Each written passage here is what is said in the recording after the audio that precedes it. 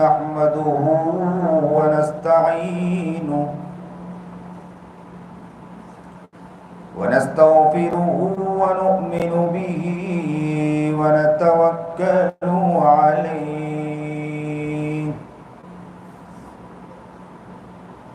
ونعوذ بالله من شرور أنفسنا ومن سيئات أعمالنا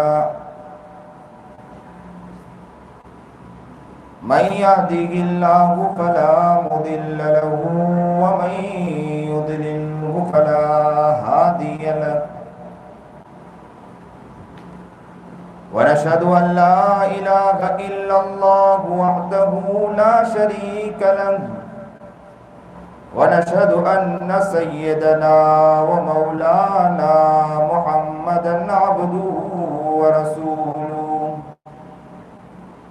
أما بعد فأعوذ بالله من الشيطان الرجيم بسم الله الرحمن الرحيم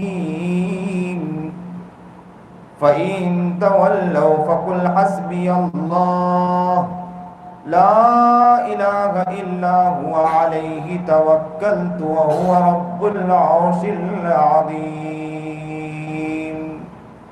صدق الله العظيم وصدق رسوله النبي الكريم ونحن على ذلك من الشاهدين والشاكرين والحمد لله رب العالمين اللهم صل على سيدنا محمد وعلى آل سيدنا محمد وبارك وسلم اللهم صل على سيدنا محمد وعلى آل سيدنا محمد وبارك وسلم اللهم صل على سيدنا محمد وعلى آل سيدنا محمد وبارك وسلم واجب الاحترام قابل تکریم بزرگان محترم،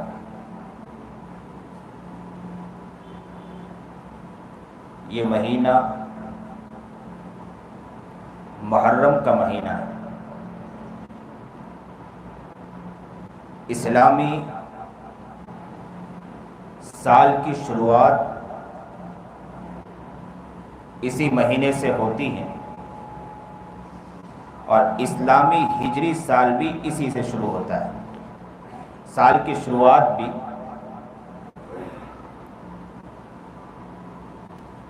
حضرت عمر بن خطاب رضی اللہ تعالی عنہ نے ایک مرتبہ ابو موسیٰ اشعری رضی اللہ تعالی عنہ کو خط لکھا۔ جیسے ہی خط لکھا ابو موسیٰ اشعری تک وہ خط پہنچا۔ ابو موسیٰ اشعری رضی اللہ تعالی عنہ نے وہ خط دیکھا تو اس میں تاریخ لکھی ہوئی نہیں تھی، تو ابو موسیٰ اشعری نے ایک خط کے اندر، کوئی بات نہیں، ایک خط کے اندر اس کو لگانا پڑے گا،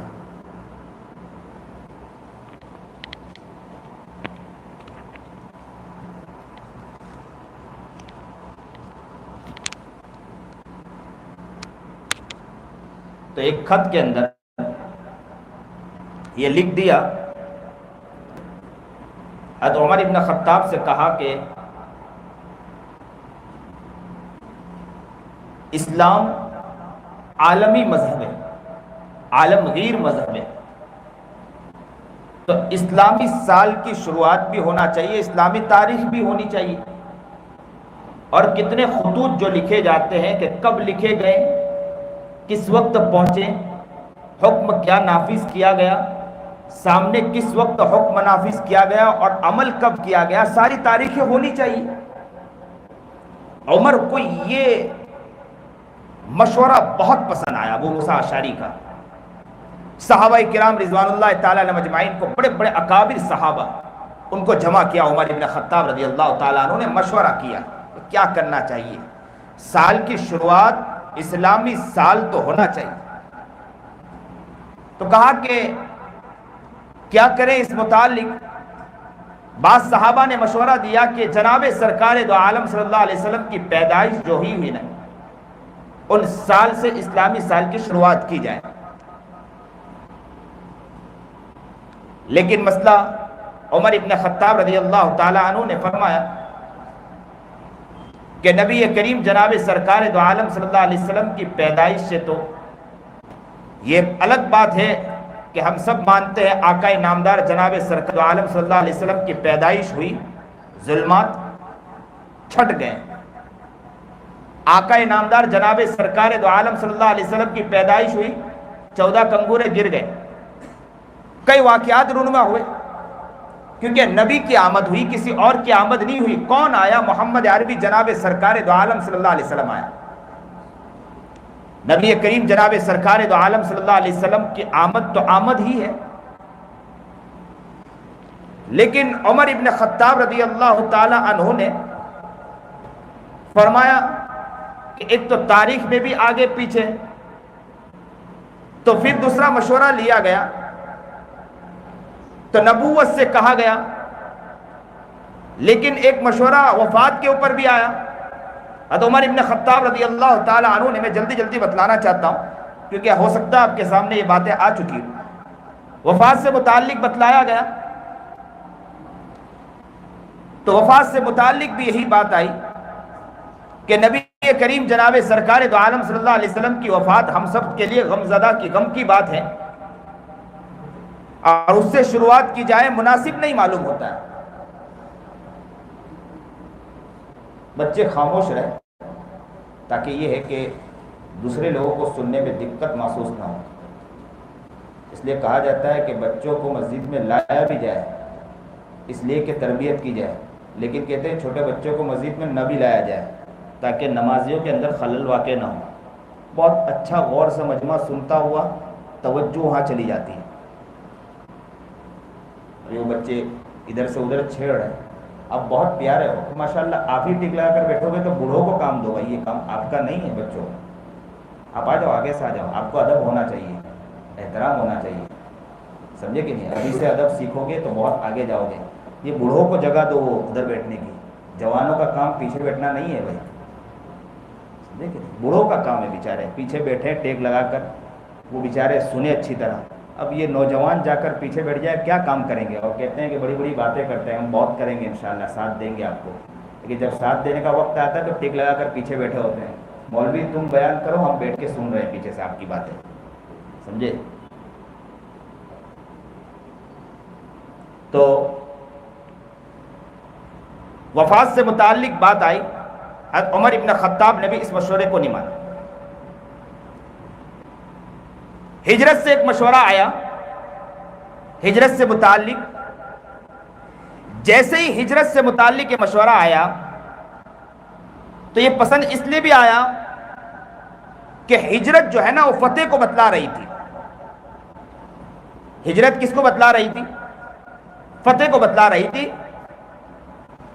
جس سے یہ معلوم ہو رہا تھا کہ جو حالات آئے ہیں، حالات ایک پر نہیں آئے تھے، پورے صحابہ پر حالات آئے تھے، وہ حالات دکھا رہے تھے کہ حالات اتنے سخت تھے، اتنے سخت حالات تھے، ان حالات کو دیکھتے ہوئے ہجرت کرنا پڑا، اور جیسے ہی ہجرت کی تو وہاں جانے کے بعد یوں سمجھو کہ فتح و نصرت اللہ تعالیٰ نے کھول دیا تھا۔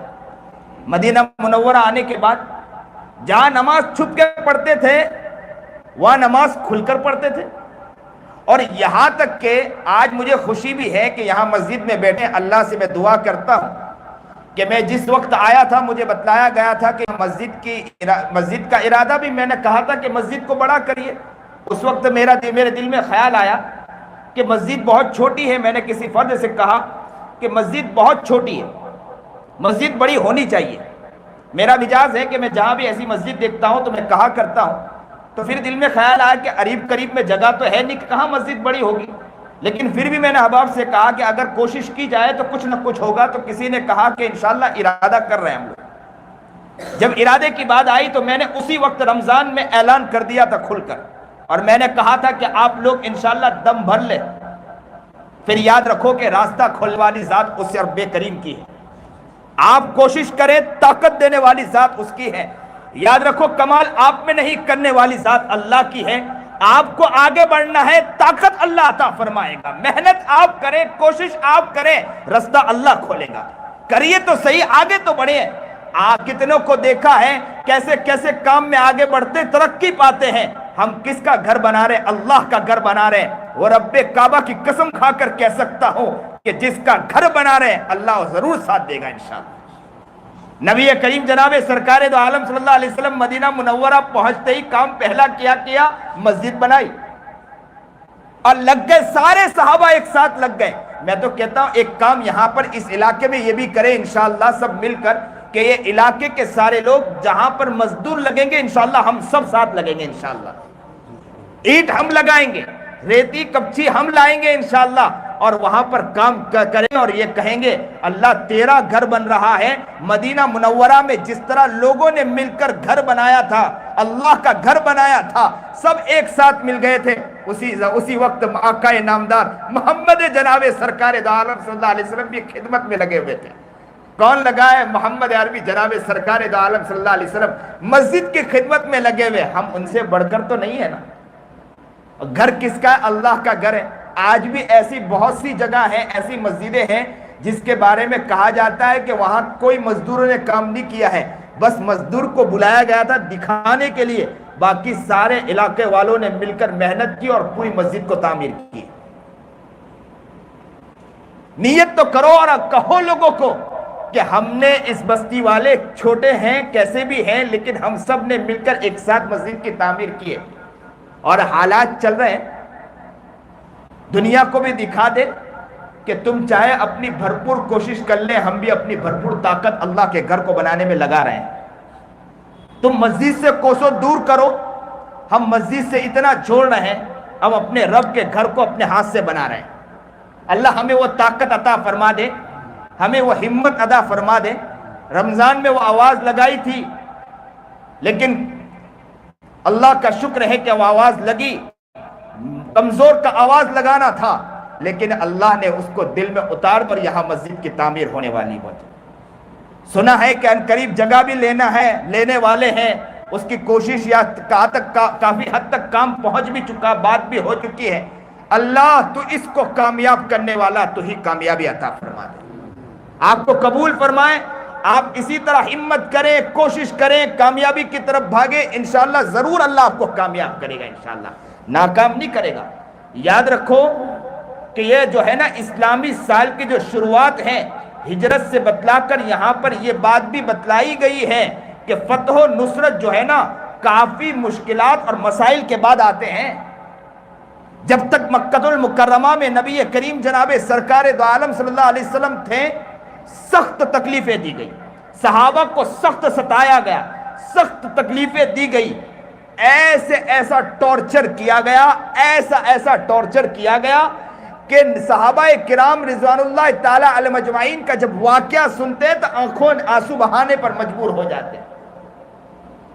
صحابہ کرام رضوان اللہ تعالی علیہم اجمعین پر، نبی کریم جناب سرکار دو عالم صلی اللہ علیہ وسلم پر، نبی کریم جناب سرکار دو عالم صلی اللہ علیہ وسلم حرم شریف کے اندر ہے اور اوجڑی ڈال دی گئی. فاطمہ دوڑ کر پہنچتی ہے، اوجڑی اٹھاتی ہے، اٹھنی بھی پاتے ہیں نبی کریم جناب سرکار دو عالم صلی اللہ علیہ وسلم.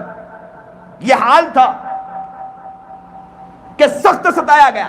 طائف کا واقعہ ملتا ہے کہ نبی کریم جناب سرکار دو عالم صلی اللہ علیہ وسلم طائف جاتے ہیں دعوت دینے کے لیے اور جب وہاں پہنچتے ہیں 3 نوجوان کو جب دعوت دیتے ہیں وہاں کے اہل ثروت تھے، بہت مشہور تھے، معزز لوگوں میں تھے. انہیں جب دعوت دی تو انہوں نے بات کو نہ مانا اور ساتھ میں چند بچوں کو پیچھے لگا دیا. جب بچوں کو پیچھے لگایا اور انہوں نے پتھر مارنا شروع کیا، کنکریاں مارنا شروع کیا. نبی کریم جناب سرکار دو عالم صلی اللہ علیہ وسلم، اللہ کے رسول جناب سرکار دو عالم صلی اللہ علیہ وسلم یہاں بچ رہے ہیں، یہاں بچ رہے ہیں، یہاں بچ رہے ہیں اور پتھروں پر پتھر مار رہے ہیں. بچے اوباش بچوں کو پیچھے لگا دیا، پتھر مار رہے ہیں. نبی کریم جناب سرکار دو عالم صلی اللہ علیہ وسلم کے بدن مبارک سے خون بہنے لگا، خون کا فوارہ چھوٹ پڑا. کہتے ہیں کہ خون اتنا بہا اور پیروں سے بھی خون نکلنے لگا کہ وہ موجڑیوں کے اندر آنے لگا. نبی کریم جناب سرکار دو عالم صلی اللہ علیہ وسلم یوں ہاتھ رکھ کر بیٹھ گئے، خون بہنے لگا، عرش ہل چکا، فرشتے ادھر ادھر دوڑنے لگے، اللہ کے پاس پہنچے، کہا اللہ آپ حکم دے دیجئے انہیں تباہ کر دے، ہم لوگ ان قوموں کو تباہ کر دیں۔ میں کہتا ہوں کہ صرف فرشتے نہیں ہلیں گے، شجر و حجر بھی کانپ گئے ہوں گے کہ کس کو، کون؟ آقا نامدار محمد عربی جناب سرکار دو عالم صلی اللہ علیہ وسلم میرا محبوب تھا، کوئی اور نہیں تھا، اور اسی محبوب کے لیے تو یہ کائنات بنائی گئی، یہ آسمان و زمین بنائی گئی، کس کے لیے بنائی گئی؟ میرے محمد عربی جناب سرکار دو عالم صلی اللہ علیہ وسلم کے لیے ہی بنائی گئی ہے۔ یہ ساری چیزیں بنائی گئی۔ کہتے ہیں کہ نبی کریم جناب سرکار دو عالم صلی اللہ علیہ وسلم ایک جگہ آرام کر رہے تھے، درخت وہاں سے چل کر آ گیا، زمین پھٹی، درخت چل کر آ گیا، کس کے پاس آیا؟ محمد عربی جناب سرکار دو عالم صلی اللہ علیہ وسلم کی خدمت میں پہنچ گیا اور دیکھا اور چل دیا سلام پیش کر کے۔ کہتے تھے کہ نبی علیہ الصلوۃ والسلام جب چلتے تھے تو پتھر بھی اٹھ کر سلامی پیش کرتے تھے کہ کون جا رہا ہے؟ محمد عربی جناب سرکار دو عالم صلی اللہ علیہ وسلم جا رہے ہیں۔ خندق کا واقعہ، ایک غار کا واقعہ ہے کہ غار میں نبی کریم جناب سرکار دو عالم صلی اللہ علیہ وسلم آرام فرما رہے ہیں۔ کہتے ہیں کہ نبی کریم جناب سرکار دو عالم صلی اللہ علیہ وسلم غار میں پہنچے، ابو بکر صدیق بھی ساتھ تھے، اللہ کے رسول جناب سرکار دو عالم صلی اللہ علیہ وسلم بیٹھے ہیں، ابو بکر صدیق بیٹھے ہیں، اور نبی کریم جناب سرکار دو عالم صلی اللہ علیہ وسلم کا سر ابو بکر صدیق کے گود میں تھا، اور جو سوراخ تھے اس سوراخ کو بند کیا گیا تاکہ کوئی سوراخ سے کوئی زہریلا جانور نہ آ جائے۔ ایک سوراخ باقی تھا جہاں پر پیر رکھ دیا تھا ابو بکر صدیق نے۔ کہتے ہیں کہ نبی کریم جناب سرکار دو عالم صلی اللہ علیہ وسلم آرام فرما رہے تھے۔ آقا ہے نا، سنیے اور دل کے کانوں سے سنیے، نبی کریم جناب سرکار دو عالم صلی اللہ علیہ وسلم کا چہرہ ابو بکر صدیق کی طرف تھا، اوپر آسمان کی طرف، اور ابو بکر صدیق کا چہرہ کس کی طرف تھا؟ محمد عربی جناب سرکار دو عالم صلی اللہ علیہ وسلم کی طرف۔ یہاں میں ایک نقطہ اور بتلاتا چلوں، صحابہ کرام کا ایک مجاز تھا، وہ مجاز یہ تھا کہ نبی علیہ الصلوۃ والسلام جب بھی بیٹھتے تھے چہرہ نبی علیہ الصلوۃ والسلام سے ہٹتا نہیں تھا۔ یہاں بھی نبی کریم جناب سرکار دو عالم صلی اللہ علیہ وسلم گود میں آرام فرما رہے تھے، سر مبارک ابو بکر صدیق کے گود میں تھا، تو ابو بکر صدیق کا چہرہ ہٹ سکتا تھا؟ ذرا ادھر ادھر ہٹا سکتے تھے؟ وہ ہٹا نہیں سکتے تھے، وہ یوں نبی کریم جناب سرکار، اور کون؟ چاند جیسا پیکر محمد عربی جناب سرکار دو عالم صلی اللہ علیہ وسلم کا چہرہ ہو اور وہ مبارک چہرہ مل گیا ہو تو ابو بکر صدیق ادھر ادھر چہرہ ہٹا سکتے ہیں؟ اسی لیے میں نقطہ بتلاتا ہوں، اکثر کہتا ہوں کہ ہماری بھی نگاہ محمد عربی سے ہٹنی نہیں چاہیے۔ چھوٹی چھوٹی باتوں میں محمد عربی سے نگاہ ہٹ جاتی ہے ہماری، لین دین کے لے جاتے ہیں نگاہ ہٹ جاتی ہے، چیزوں کے لے جاتے ہیں نگاہ ہٹ جاتی ہے، چلتے پھرتے ہیں نگاہ ہٹ جاتی ہے۔ جب بتلایا جاتا ہے کہ نبی کے دیوانے، نبی کے مستانے، نبی کے طریقے پر چلو، لیکن نگاہ ہٹ جاتی ہے ہماری نگاہ نہیں ہوتی۔ نگاہ ہوتی ہے تو دنیا پر نگاہ ہوتی ہے، حالات کہتے ہیں کہ مولانا حالات ہے، حالات کو بھی دیکھنا پڑتا ہے، ہر چیز کو ساتھ لے کر چلنا ہوتا ہے۔ نگاہ ہٹتی ہے ہماری، نگاہ ایک جگہ نہیں رہتی ہے، لیکن یاد رکھے کہ نقطہ یہاں سے ملتا ہے کہ نبی کریم جناب سرکار دو عالم صلی اللہ علیہ وسلم سیرت و سنت پر ہماری نگاہ ہونی چاہیے۔ ابو بکر صدیق یوں دیکھ رہے تھے اور محمد عربی جناب سرکار دو عالم صلی اللہ علیہ وسلم کا چہرہ اوپر کی طرف، آنکھ بند تھی، سو رہے تھے۔ اچانک ایک زہریلا جانور آیا اور کاٹا، ابو بکر صدیق برداشت نہیں کر پائے، زور سے کاٹ رہا تھا۔ اب پیر ہٹائے تو کہیں ایسا نہ ہو کہ زہریلا جانور نکل جائے اور نبی علیہ الصلوۃ والسلام کو کوئی تکلیف دے دے۔ ابو بکر صدیق کے دل میں یہ خیال آیا،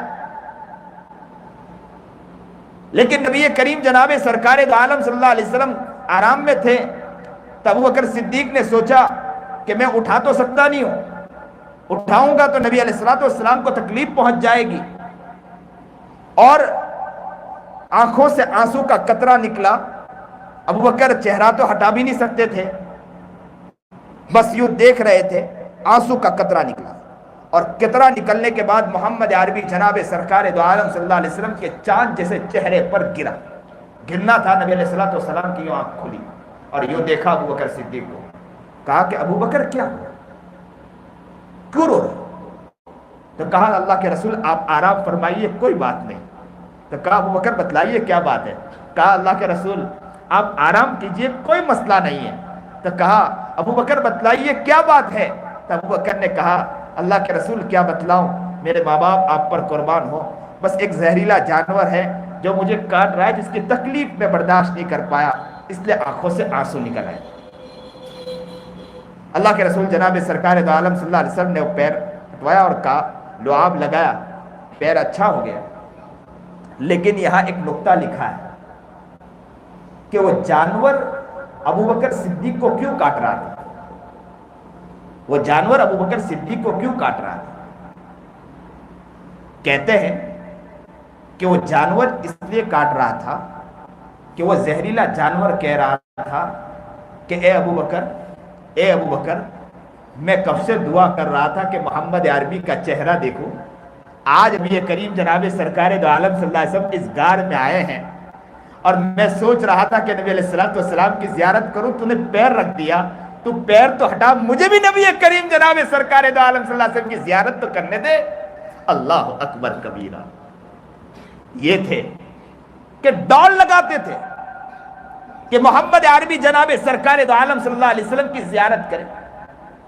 تو آپ سمجھے ذرا کہ طائف کے موقع پر جب نبی کریم جناب سرکار دو عالم صلی اللہ علیہ وسلم کے اوپر بچوں نے جب پتھر مارا ہوگا، خون سے نبی کریم جناب سرکار دو عالم صلی اللہ علیہ وسلم لہولہان ہو گئے ہوں گے، جب لہولہان ہو گئے ہوں گے تو کیا جہاں فرشتے ہل گئے ہوں گے وہاں آسمان و زمین نہیں ہلے ہوں گے؟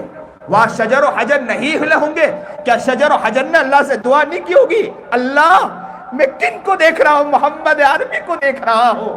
پتھر بھی اٹھ اٹھ کے کہتے ہوں گے اللہ یہ کیا ہو گیا اس دنیا پر، کیا عذاب تو نہیں آئے گا؟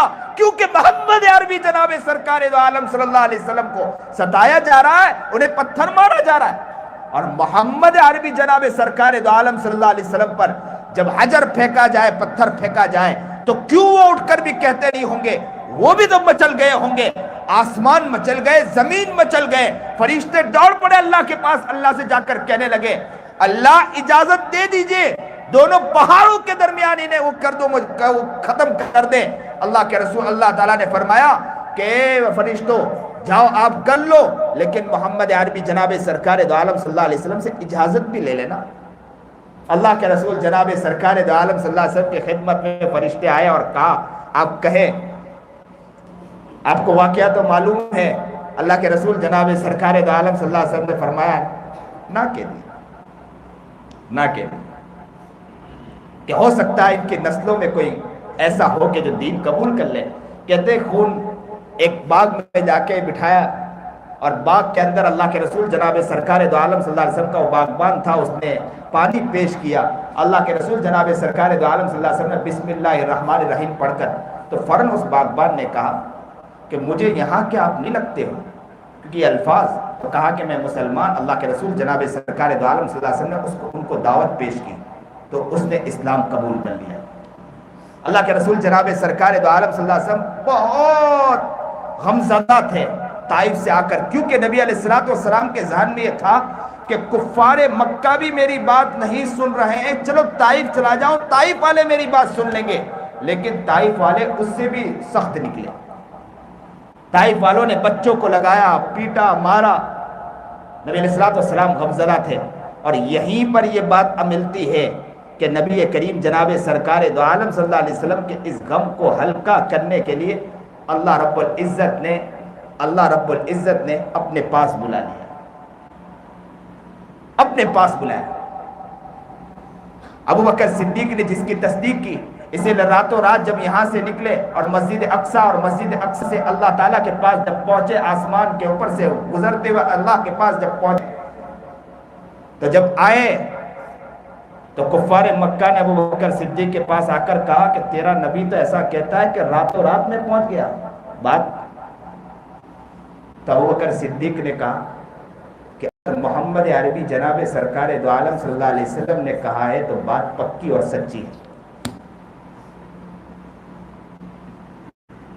کسی اور نے کہا ہوگا تو میں مانوں گا نہیں، لیکن اگر محمد عربی جناب سرکار دو عالم صلی اللہ علیہ وسلم نے اگر یہ بات کہی ہے تو بات غلط نہیں ہو سکتی، بات غلط نہیں ہو سکتی۔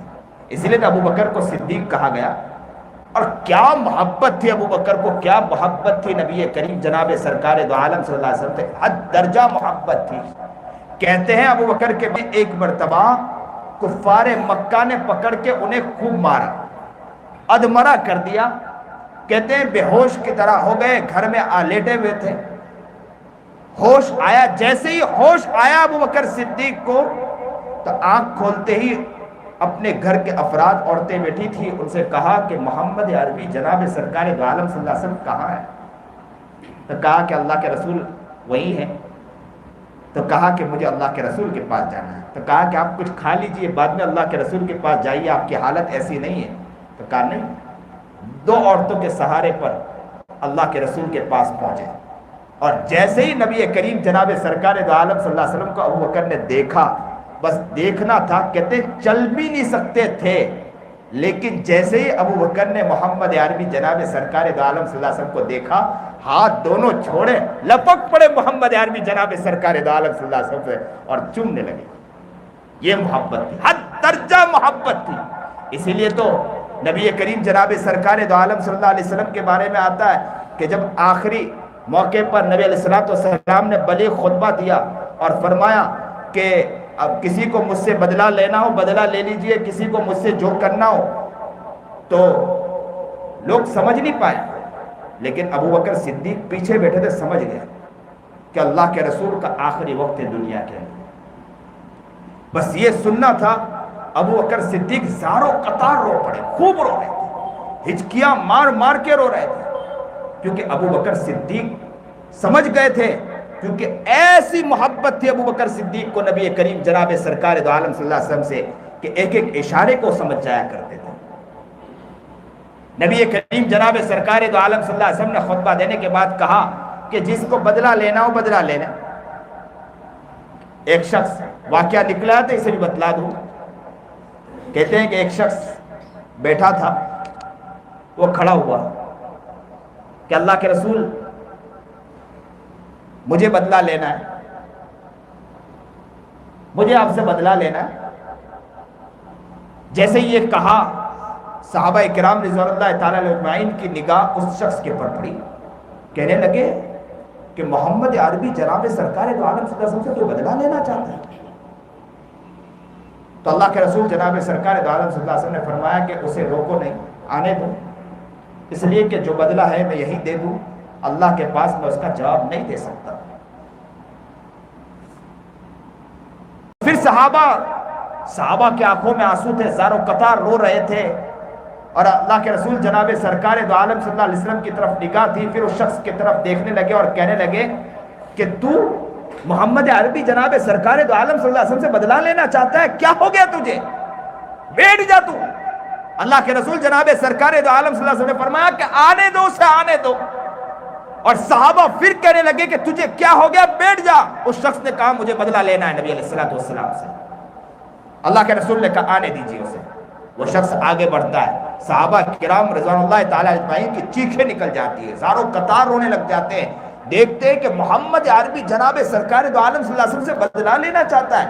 اور صحابہ کا حال تو یہ تھا کہ عمر کا بھی حال تو آپ کو تو معلوم ہے کہ عمر کا حال تو یہ تھا کہ جیسے اگر کوئی معاملہ ہوتا تلوار نکل جاتی، سب تڑپ گئے، مچل گئے، اور محمد عربی جناب سرکار دو عالم صلی اللہ علیہ وسلم حکم دے رہے کہ آنے دو، تو کون کیا کہے، وہ آگے بڑھتا ہے اور آگے آ کر کہنے لگتا ہے کہ اللہ کے رسول جناب سرکار دو عالم صلی اللہ علیہ وسلم، جب آپ نے بدلہ لیا تھا نا، یا آپ نے جب مجھے مارا تھا، اس وقت میرے بدن پر کپڑا نہیں تھا۔ اللہ کے رسول قربان جائیے محمد عربی جناب سرکار دو عالم صلی اللہ علیہ وسلم پر کہ اللہ کے رسول جناب سرکار دو عالم صلی اللہ علیہ وسلم نے اپنا چادر ہٹا دیا۔ پھر بھی لوگوں نے کہا کہ اے انسان تجھے کیا ہو گیا کہ تو محمد عربی جناب سرکار دو عالم صلی اللہ علیہ وسلم سے بدلہ لینا چاہتا ہے؟ لیکن وہ شخص پیچھے کی طرف گیا اور جانے کے بعد یوں لپٹ گیا اور لپٹ کر بوسہ دینے لگا اور کہنے لگا اللہ کے رسول مجھ میں یہ جرات ہے کہ میں آپ سے بدلہ لوں؟ بس میں تو یہ سوچ رہا تھا، میں کب سے دعا کر رہا تھا کہ اللہ اللہ اللہ کے رسول کے دونوں مونڈوں کے درمیان مہر نبوت ہے، میں اسے دیکھنا چاہتا ہوں، بس اس کے دیکھنے کے لیے میں تڑپ رہا تھا۔ آج مجھے اچھا موقع ملا کہ آپ نے اعلان کیا تو میں فوراً کھڑا ہو گیا کہ اللہ کے رسول میں بدلہ لینا چاہتا ہوں۔ میں جھوٹ بول کر آگے بڑھ گیا صرف اس لیے کہ محبت میں آگے بڑھا ہو۔ اللہ کے رسول کے پیچھے مونڈوں کے درمیان وہ لپک گیا اور لپک کر وہ چومنے لگا، چاٹنے لگا اور کہنے لگا محمد عربی میرے آقا نامدار، میری ہمت کہاں ہے کہ میں آپ سے بدلا ہوں۔ اللہ اکبر، کیا محبت ہے، کیا عشق ہے۔ تو کہتے ہیں اسلامی سال کی جو شروعات ہے وہ پہلے کئی تکالیف کے بعد، کئی مصیبت کے بعد ہجرت کی، اور ہجرت کے بعد فتح پر فتح نصیب ہوئی اللہ تعالیٰ نے۔ اللہ نے کئی فتح عطا فرمائی۔ تو شروعات میں کئی مصیبتیں آئی، کئی تکالیف آئی، کئی پریشانی آئی۔ ان پریشانیوں کے بعد راستے کھلے، اور یاد رکھیں مدینہ منورہ آنے کے بعد کئی نظام قائم ہوئے، ایسے ایسے نظام قائم ہوئے، ایسی ایسی تجارت قائم ہوئی، اور ایسے ایسا نظام جو نظام بعد میں رہتی دنیا تک نظر بعد میں نہیں آئی، جو نظام نبی کریم جناب سرکار دو عالم صلی اللہ علیہ وسلم اور ان کے غلاموں نے قائم کر کے دکھایا۔ آج کے لوگ کہتے ہیں کہ ہم حکومت قائم کریں گے، آج کے لوگ کہتے ہیں کہ ہمارا نظام صحیح ہے۔ نظام دیکھنا ہو تو محمد عربی جناب سرکار دو عالم صلی اللہ علیہ وسلم اور ان کے غلاموں کا دیکھیں۔ جو ابو بکر اور عمر اور عثمان اور علی نے بنایا تھا وہ نظام جا کر دیکھیں، کیا نظام بنایا تھا۔ وہ ایک تھا نا، ایک لطیفہ یاد آ گیا، رو رہے ہیں تو ہنس بھی لے ذرا۔ کہتے ہیں کہ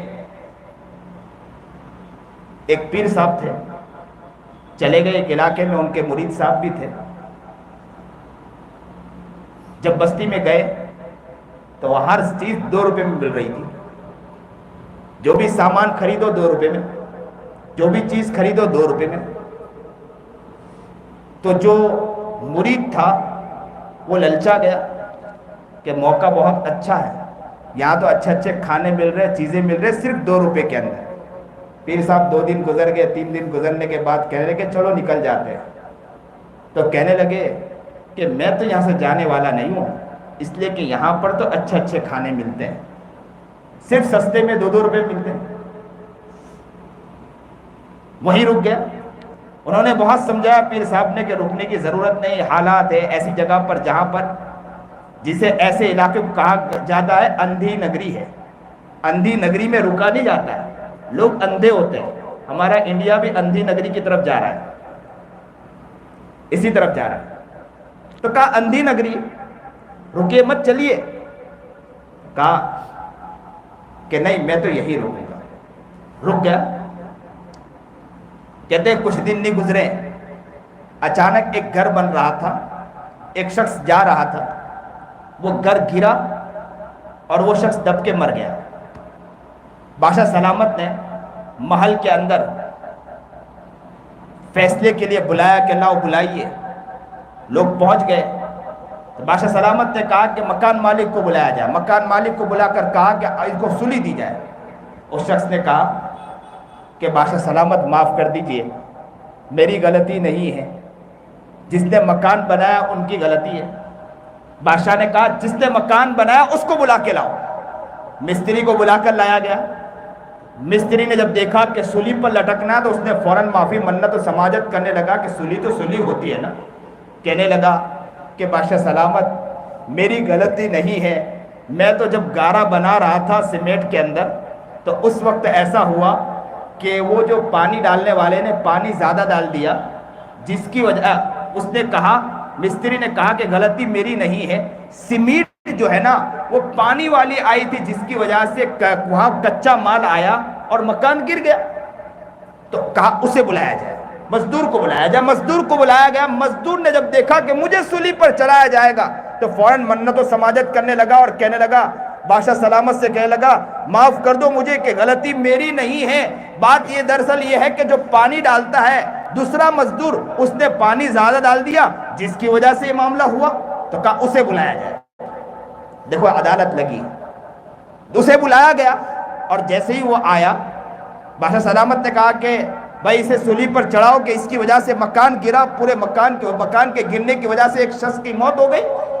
تو کہا کہ بادشاہ سلامت غلطی میری نہیں ہے، میں تو جیسے ہی پانی ڈال رہا تھا اچانک ایک ہاتھی دوڑ کر آیا، تو ہاتھی کی وجہ سے میرے سے زور سے پانی گر گیا۔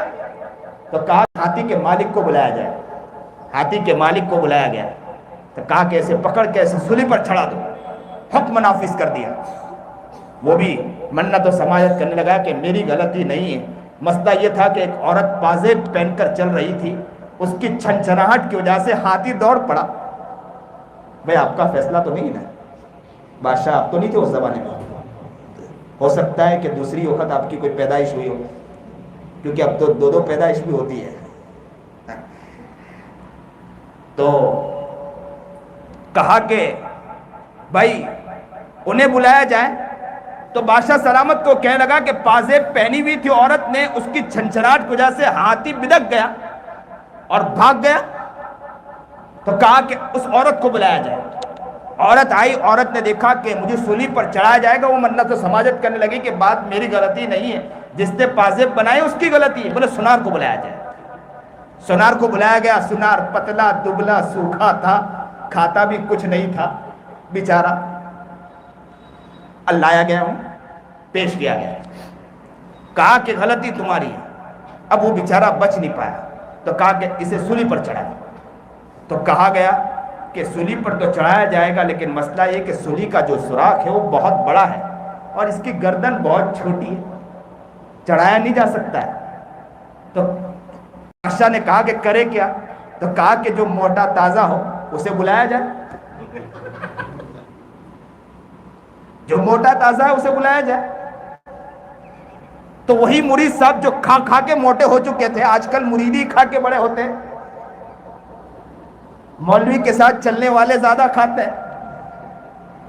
مولوی بیچارہ ان کے ساتھ ان کو تو لے جایا جاتا ہے، مرید پیچھا اپنا کام کر لیتا پورا مکمل۔ کہتے ہیں کہ ماشاءاللہ فائدہ ہو جاتا ہے مولانا کے ساتھ چلنے سے۔ مرید صاحب بڑے تازے موٹے ہو چکے تھے، تو کہا کہ بادشاہ سلامت ایک موٹا تازہ آدمی اسے پکڑ کے آ گیا کہ یہ ہے۔ اب مرید کو سولی پر جب چڑھانے کی بات آئی تو پیر صاحب بھی پہنچ گئے۔ جب چڑھانے کی بات آئی تو بیچارہ رونے لگا۔ جیسے ہی رونے لگا تو پیر صاحب آگے بڑھے، اپنے سولی پر بس چڑھانے ہی والے تھے کہ پیر صاحب دوڑ کر آئے کہ بھائی انہیں مت چڑھاؤ مجھے چڑھاؤ، انہیں مت چڑھاؤ مجھے چڑھاؤ۔ کوتوال نے پوچھا کہ کیوں، کیا بات ہے؟ مرید نے بھی کہا کہ بس گرو جی، پیر صاحب کیا بات ہے، کیوں آپ چڑھنا چاہ رہے ہو؟ تو کہا کہ اصل میں ابھی دیکھ رہا ہوں کہ اس سولی پر جو چڑھے گا وہ سیدھا جنت میں چلا جائے گا۔ کوتوال نے سوچا موقع اچھا ہے، میں ہی چڑھ جاؤں، سیدھا جنت میں چلا جاؤں گا۔ کوتوال دوڑ پڑا اور کہا کہ بھائی انہیں نہیں چڑھاؤ، میں چڑھوں گا، میں سیدھا جنت کی طرف جانا چاہتا ہوں۔ بادشاہ کا وزیر بھی سامنے بیٹھا تھا۔ بادشاہ کے وزیر نے دیکھا کہ کوتوال مجھ سے آگے نکل جائے گا، وزیر دوڑ پڑا کہ کوتوال آپ رک جائیے، میں جنت میں سیدھا جانا چاہتا ہوں۔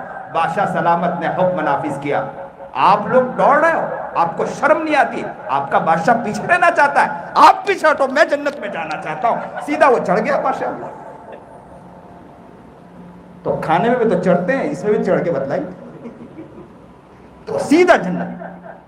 تو اس کو کہتے ہیں اندھی نگری گنڈو راجا یا اندھی نگری چوپٹ راجا۔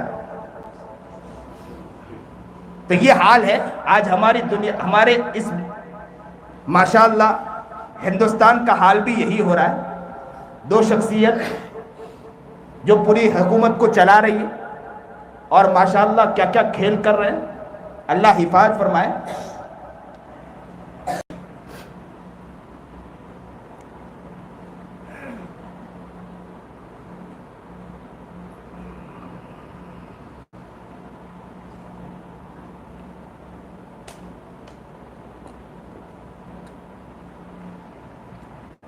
جب اسلامی سال کے میں نے بارے میں بتلایا کہ جہاں مصیبت آئی وہاں فتح بھی ملی ہے،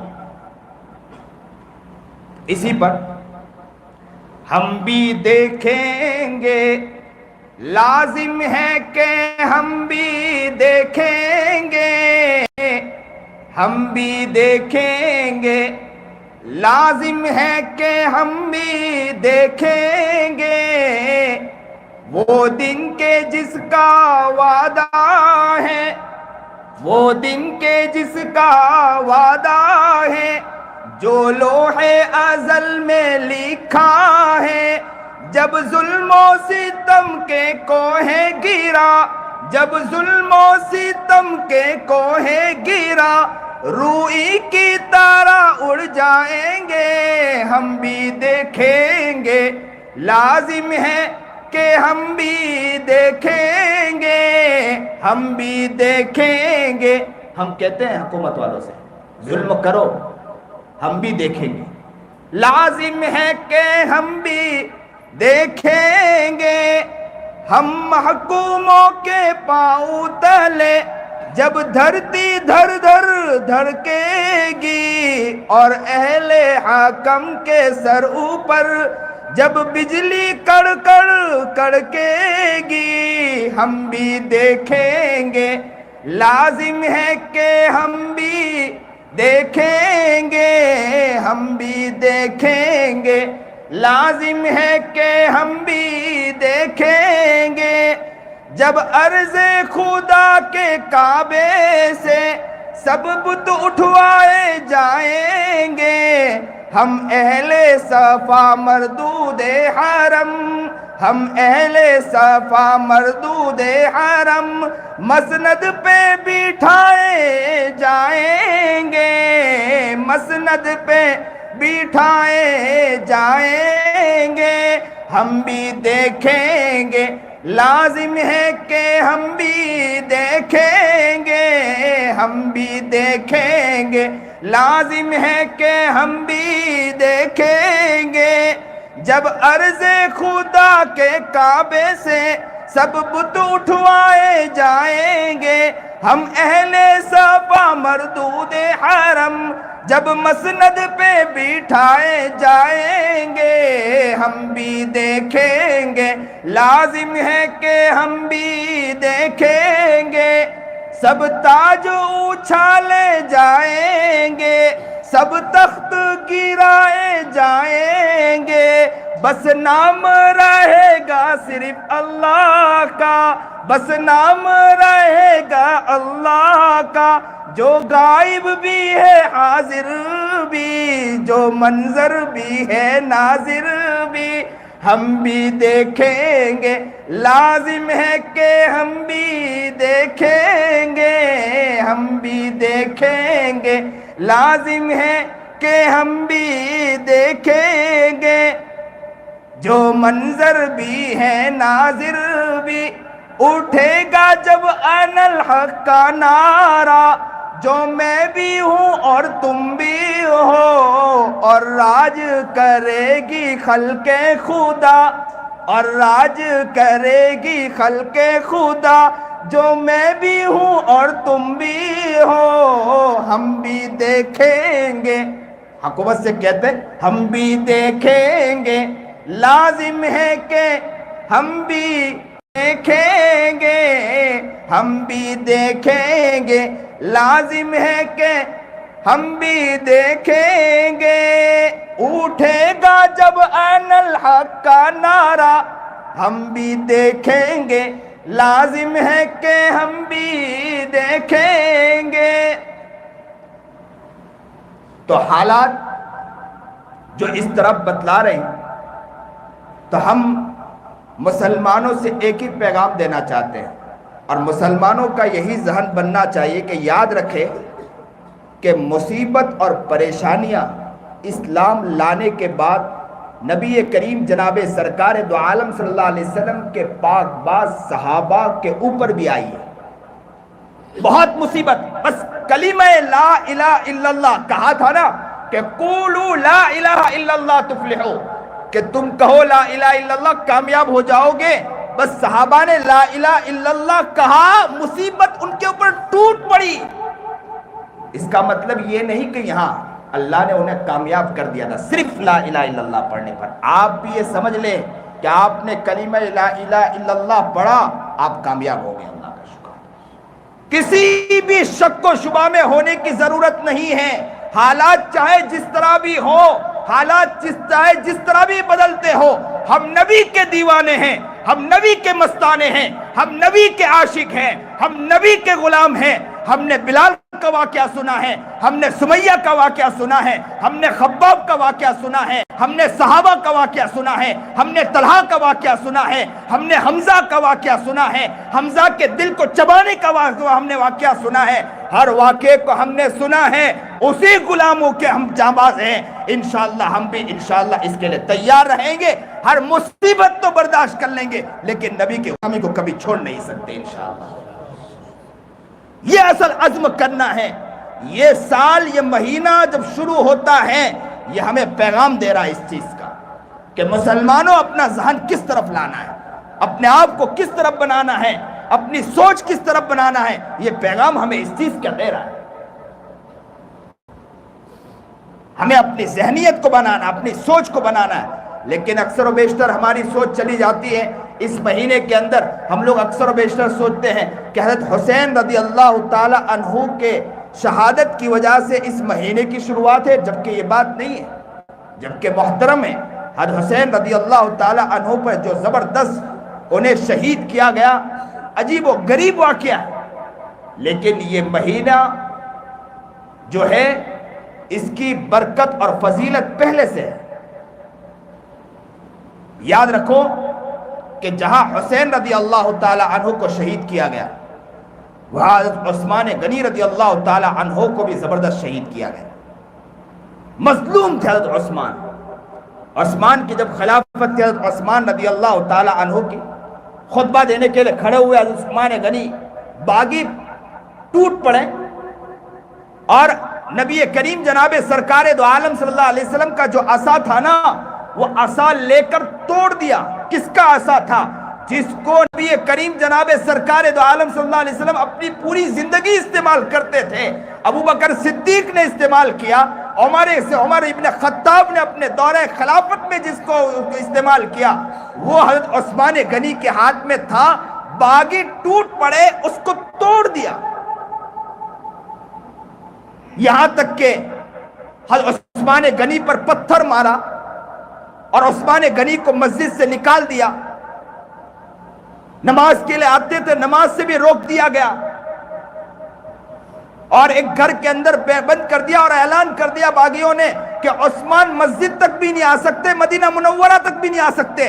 اور مدینہ منورہ وہ جگہ ہے کہ نبی کریم جناب سرکار دو عالم صلی اللہ علیہ وسلم جب مدینہ المنورہ میں تشریف لائے تھے تو نبی کریم جناب سرکار دو عالم صلی اللہ علیہ وسلم نے فرمایا تھا کہ مسجد تنگ ہو رہی ہے، کوئی ہے جو یہ جگہ لے کر دے سکتا ہے؟ تو کس نے جگہ لے کر دی تھی؟ یہی تو عثمان تھے جس نے جگہ لے کر دی ہے۔ اسی مسجد میں آنے سے باغیوں نے روکا، عثمان غنی رضی اللہ تعالی عنہ کو روکا، عثمان غنی رضی اللہ تعالی عنہ کو گھر میں بند کر دیا گیا۔ کہتے ہیں کہ عثمان غنی کو صرف بند نہیں کیا، یہاں تک کہ کھانا بھی بند کر دیا گیا، دانا پانی تک کے بند کر دیا گیا، پانی تک بھی دیا نہیں گیا۔ ایک مرتبہ علی کے بارے میں آتا ہے کہ حضرت علی رضی اللہ تعالی عنہ کو جب پتا چلا کہ پانی بند کر دیا گیا تو مشکیزے میں پانی لے کر چلے۔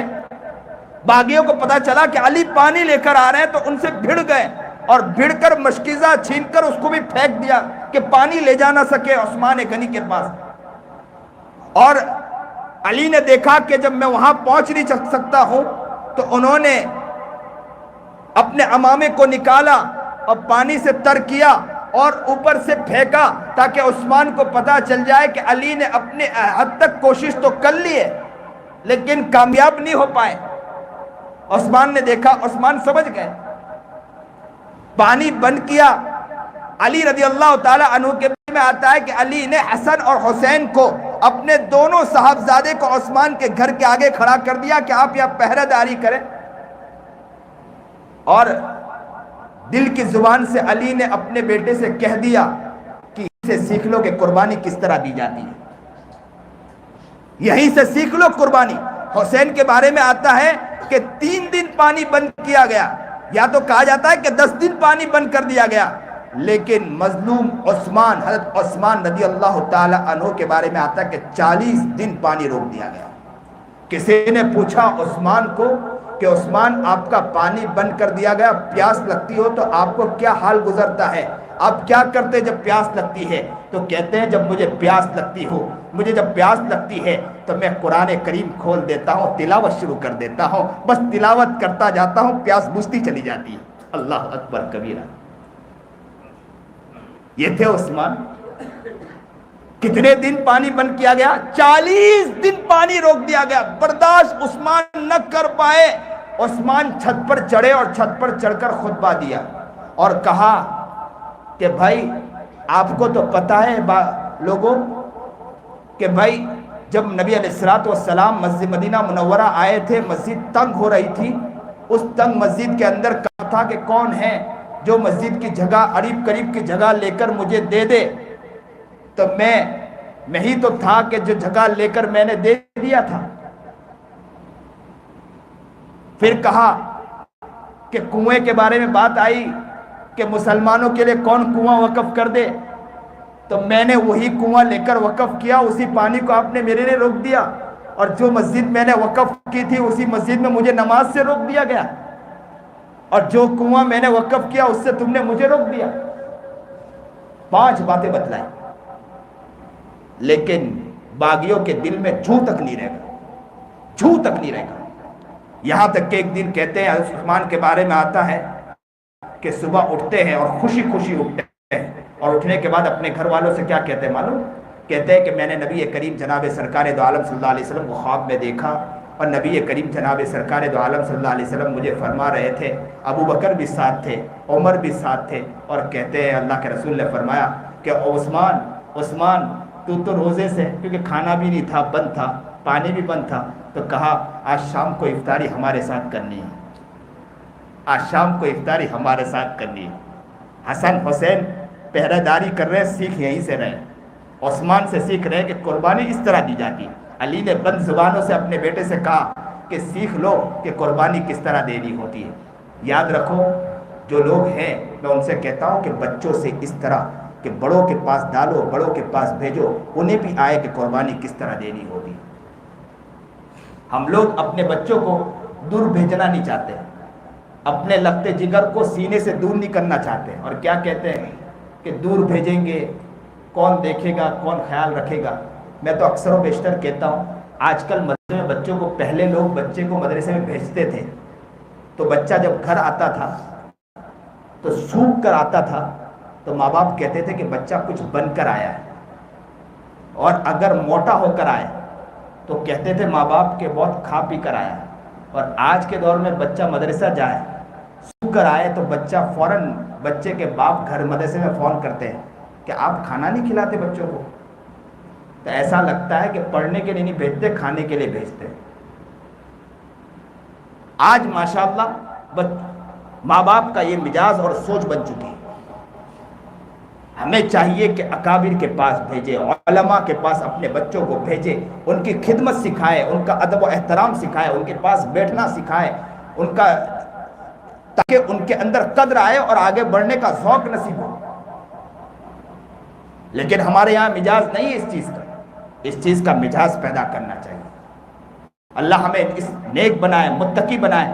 تو حضرت علی رضی اللہ تعالی عنہ نے حسن حسین کو عثمان غنی رضی اللہ تعالی عنہ کے گھر کے باہر بٹھا کر یہ پیغام دے دیا، اور بچے کو کہہ دیا کہ عثمان کو دیکھ کر سیکھ لے کہ کس طرح قربانی دی جاتی۔ اور عثمان غنی رضی اللہ تعالی عنہ نے اپنے اہلیہ سے کہا کہ میرا وہ جو پرانا کپڑا ہے وہ ذرا مجھے دے دے، جو میں نے کبھی پہنا نہیں ہے۔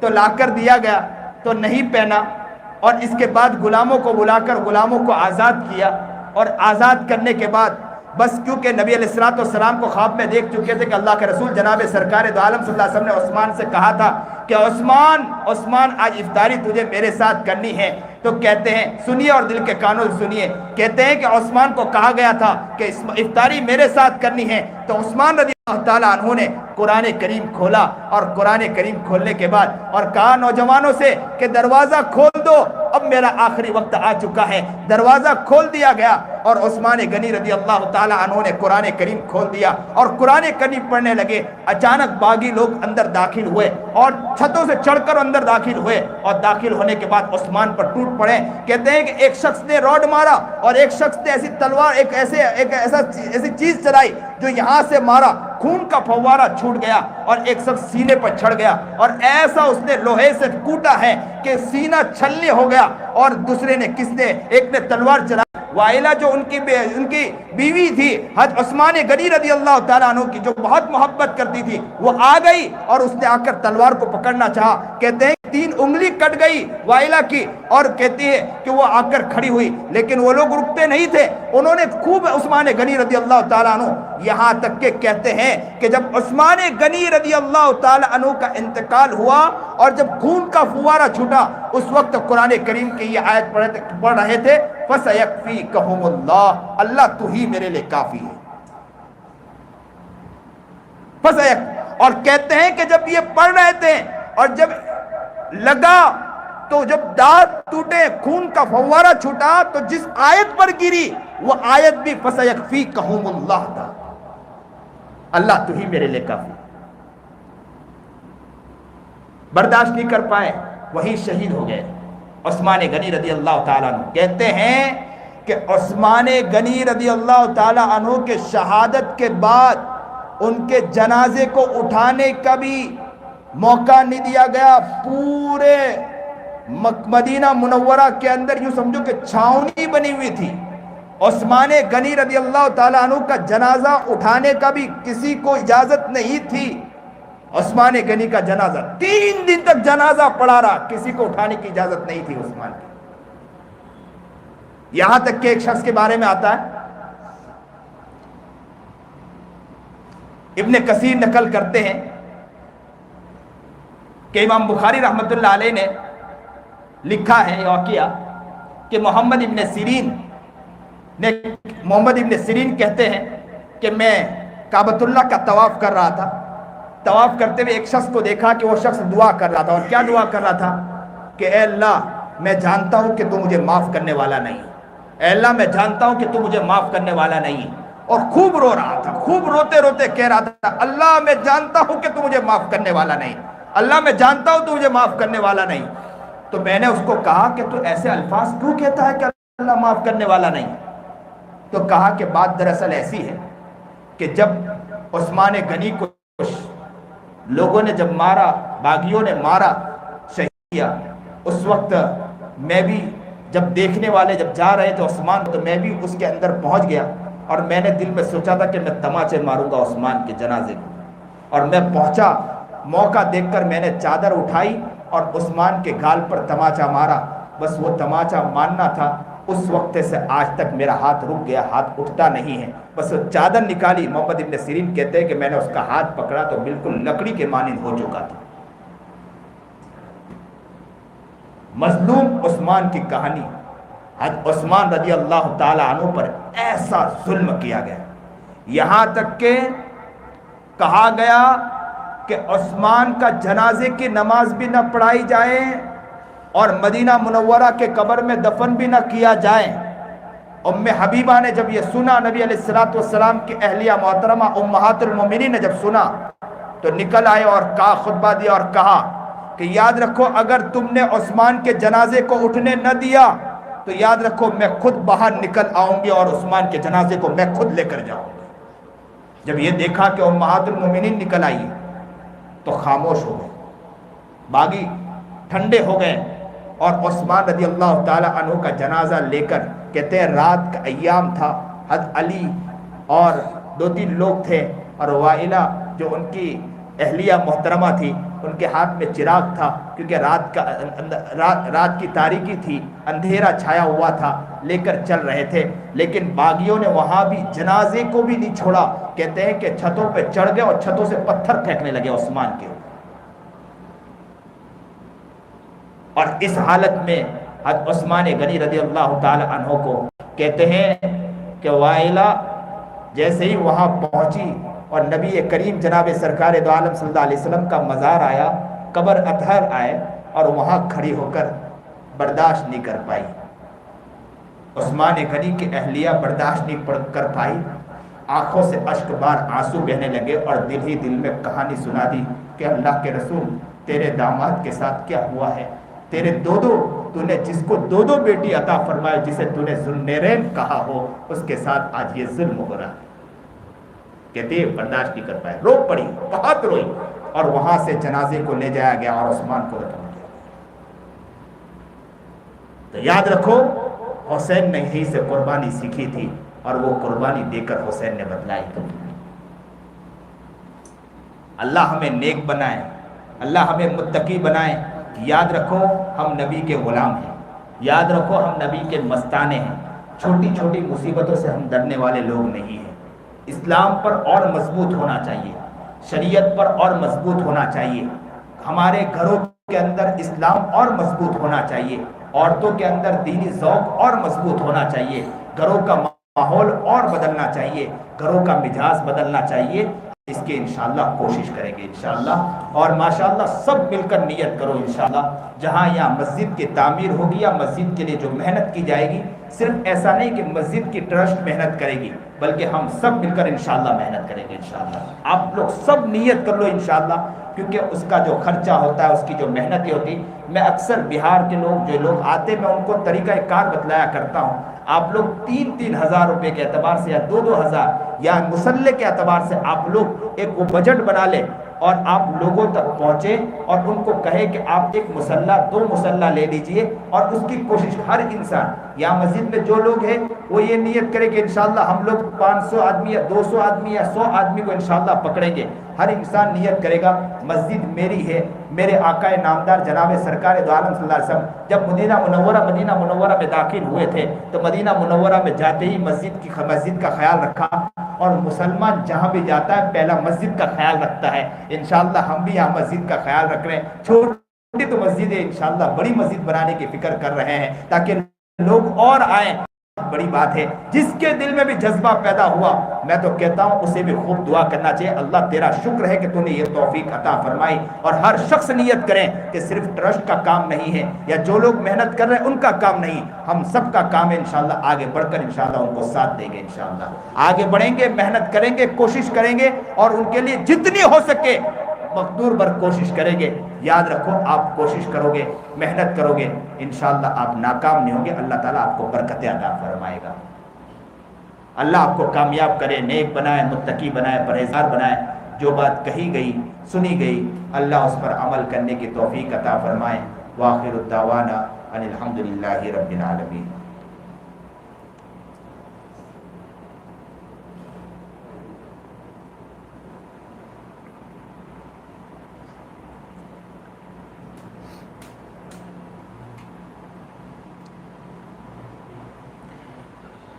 ان قریب عاشورہ کا دن بھی آ رہا ہے، روزے سے متعلق بھی آپ لوگ نیت کرو کہ انشاءاللہ آپ بھی خود پابندی کریں گے، گھر کے اندر بھی اس نظام کو لائیں گے انشاءاللہ۔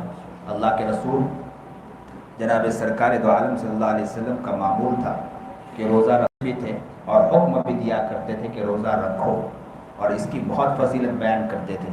کہتے ہیں کہ حدیث پاک میں یہاں تک بھی آتا ہے کہ یہ روزے کے بارے میں آتا ہے کہ جو روزہ رکھے گا اس کے پچھلے 1 سال کے گناہ معاف ہو جاتے ہیں، پچھلے 1 سال کے گناہ معاف ہو جاتے ہیں۔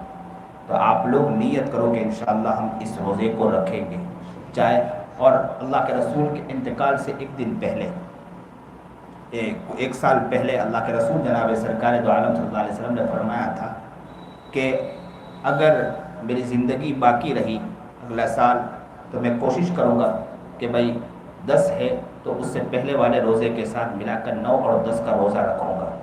اسی لیے اس کے بعد اللہ کے رسول دنیا سے چل بسے، لیکن اس کے بعد عبداللہ ابن عباس رضی اللہ تعالیٰ عنہ نے اور فقہاء کرام رضوان اللہ تعالیٰ علیہ اجمعین بھی کہتے ہیں کہ 1 دن کا روزہ مکروہ تنزیہ، لیکن بعض علماء کہتے ہیں کہ مکروہ نہیں کہنا چاہیے۔ اس لیے مکروہ نہیں کہنا چاہیے، 1 دن کے روزے کو مکروہ اس لیے نہیں کہا کیونکہ نبی علیہ الصلوۃ والسلام نے زندگی بھر یہ ایک دن کا روزہ رکھا ہے، تو اگر مکروہ کہیں گے تو نبی علیہ الصلوۃ والسلام نے بھی ایک دن کا روزہ رکھا ہے، لیکن یہ ہے کہ کوشش کریں کہ انشاءاللہ ہم یہ روزہ رکھیں گے انشاءاللہ، کچھ نہیں تو ایک دن کا تو روزہ رکھیں، جبکہ 2 روزہ رکھنا ہے، لیکن اگر کچھ بھی مجبوری ہو تو ایک روزہ بھی رکھ لے، لیکن رکھ لے۔ اپنے گردن کو جھکا لیں اور دل کی طرف متوجہ ہو جائیں۔ انسان جب اپنے دل کی طرف متوجہ ہوتا ہے تو اسے اپنی گندگی نظر آتی ہے، اور سچ کہتے ہیں کہ عثمان کو ہم نے سنا کہ عثمان پر کیسا ظلم کیا گیا، آج ہم پر تو ایسا ظلم نہیں کیا گیا، پھر بھی ہم اللہ کے کتنے نافرمان ہیں۔ عثمان پر اتنا ظلم کیا گیا، پھر بھی انہوں نے نبی کے دامن کو نہیں چھوڑا۔ حسین پر اتنا ظلم کیا گیا، لیکن انہوں نے نبی کے دامن کو نہیں چھوڑا، نہ نماز چھوڑی نہ قرآن چھوڑا۔ عثمان کے بارے میں آتا ہے کہ دانا پانی بند کر دیا، لیکن ایک دن قرآن نہیں چھوڑا، نہ نماز چھوڑی نہ تلاوت چھوڑی، یہاں تک کہتے ہیں کہ سجدہ بھی نہیں چھوڑا، تہجد بھی نہیں چھوڑا، عبادت بھی نہیں چھوڑی، تسبیحات بھی نہیں چھوڑی۔ اور ہمارے پاس اتنی آشائش ہے، لیکن کتنی چیزیں چھوڑ رہے ہیں۔ اے انسان تو کہاں کی طرف جا رہا ہے؟ اے انسان تجھے کیا ہو گیا؟ اے انسان تجھے کیا ہو گیا؟ کیا تجھے معلوم نہیں کہ تجھے اللہ کے پاس بھی جانا ہے؟ اے انسان تجھے یہ نہیں معلوم کہ اللہ کو تجھے اپنا چہرہ دکھانا ہے؟ اے انسان تجھے یہ نہیں معلوم کہ اللہ کے پاس تجھے حاضر ہونا ہے؟ اے انسان تجھے یہ نہیں معلوم کہ تیرے نبی بھی تیرے سے ملاقات کرنے والے ہیں؟ اے انسان تجھے یہ نہیں معلوم کہ محمد عربی جناب سرکار دو عالم صلی اللہ علیہ وسلم کے قریب تجھے بھی کھڑا ہونا ہے؟ اللہ کے رسول نے پوچھ لیا، میرا امتی تو میرے لیے کیا کر کے آیا ہے؟ آپ اپنے گریبان میں جھانک کر دیکھیں کہ محمد نے پوچھ لیا، ہم کیا جواب دے سکتے ہیں؟ کہ ہم اس لائق ہیں کہ ہم جواب دے سکتے ہیں؟ کیا ہو گیا ہمیں؟ ہم کہاں جا رہے ہیں؟ ہم نے محمد کو چھوڑا۔ صحابہ تو کٹ گئے تھے، مٹ گئے تھے، لیکن اپنے محمد کو نہیں چھوڑا۔ اور ہم ہیں کہ نبی علیہ الصلوۃ والسلام کے طریقوں کو چھوڑ رہے ہیں۔ اپنے دل کی طرف دیکھیں کہ کتنے گندے ہیں۔ اس دل میں گناہ ہے، اس دل میں سیاہی ہے، اس دل میں پاپ ہے، اس دل میں ہزاروں گندگی پڑی ہے، اس دل کے اندر زنا ہے، اس دل میں غیبت ہے، اس دل میں آنکھوں سے کسی کو دیکھنا ہے، اس دل میں کسی کی عزت کی دھجیاں اڑانا ہے، اس دل میں کانوں کی برائیاں ہے، سارے اس دل کے اندر موجود ہیں۔ کل اللہ کے سامنے کھولا گیا، ہماری ماں بھی وہاں کھڑی ہوگی، ہمارا باپ بھی وہاں کھڑا ہوگا، ہمارے دوست احباب بھی کھڑے ہوں گے۔ سارے لوگ کہیں گے تو بہت اچھا نیک بنا ہوا تھا، لیکن تو کسی کی عورتوں کے اوپر تاڑ رہا تھا۔ آج ہمارے سامنے کھل کر سب چیزیں آ گئی، ہمارے ہاتھ وہاں بند ہوں گے، ہمارے پیر وہاں بند ہوں گے، ساری چیزیں اللہ وہاں کھول کر رکھ دے گا۔ کیا جواب دیں گے ہم لوگ؟ ذرا سوچیں، اپنے طرف دیکھیں۔ اگر انسان اپنا محاسبہ کرتا ہے تو اسے اپنی حقیقت نظر آتی ہے۔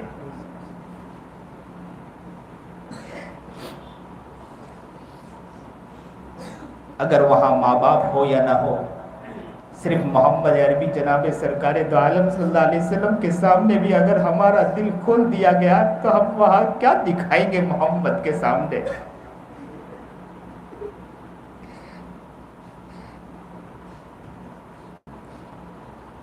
تھوڑی دیر کے لیے سوچو کہ اللہ ہمارے سامنے بیٹھا ہے، تھوڑی دیر کے لیے سوچو کہ محمد عربی بھی یہاں ہیں اور اللہ کے رسول پوچھ رہے ہیں، امتی کیا کر رہے ہو آپ لوگ؟ امتی ذرا بتلاؤ آپ نے کیا کیا؟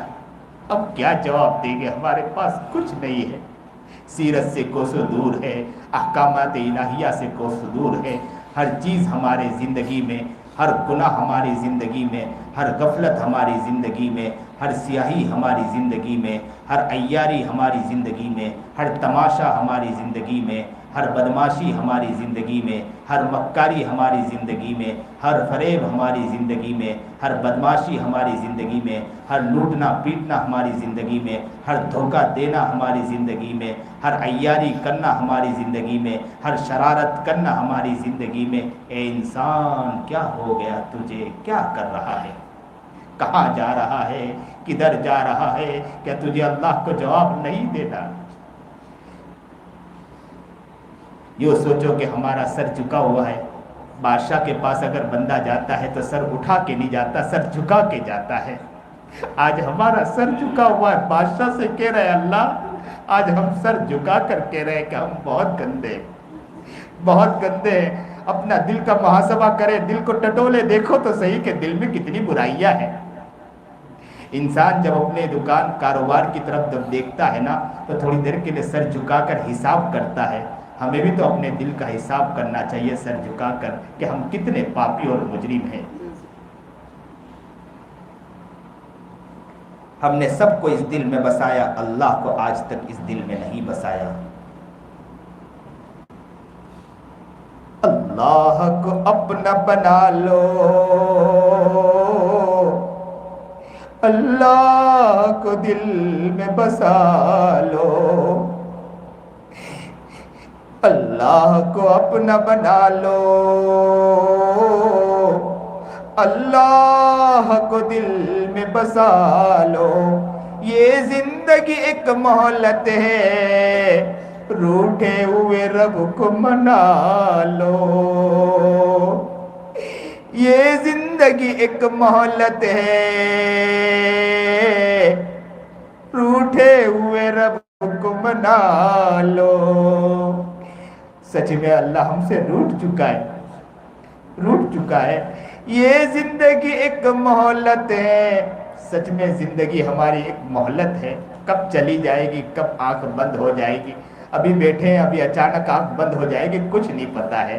کتنے لوگ سنا ہے کہ مسجد میں آئے، سجدے میں گئے اور جان چلی گئی۔ کتنے لوگ ہیں کہ تجارت میں بیٹھے کاروبار کر رہے تھے، کلو کلو کا اعلان کر رہے تھے، آواز لگا رہے تھے کہ 10 روپے کلو، لیکن اچانک آواز بند ہوئی، آنکھ بند ہوئی، کان بند ہوئے اور اچانک وہ ڈرام دینے گرا اور اسی کے وقت اس کا اعلان ہو گیا کہ دنیا سے چل بسا ہے۔ کب چلا جائے گا کچھ نہیں پتا ہے۔ یہ زندگی ایک مہلت ہے، روٹھے ہوئے رب کو منا لو، اللہ کو اپنا بنا لو، اللہ کو دل میں بسا لو۔ اب سب رشتوں کو چھوڑو، اللہ سے رشتہ جوڑو، اب سب رشتوں کو چھوڑو، اللہ سے رشتہ جوڑو،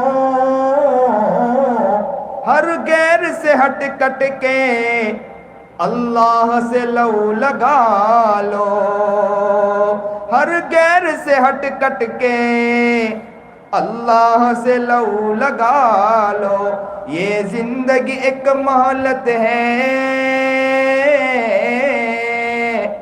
روٹھے ہوئے رب کو منا لو، اللہ کو اپنا بنا لو، اللہ کو دل میں بسا لو۔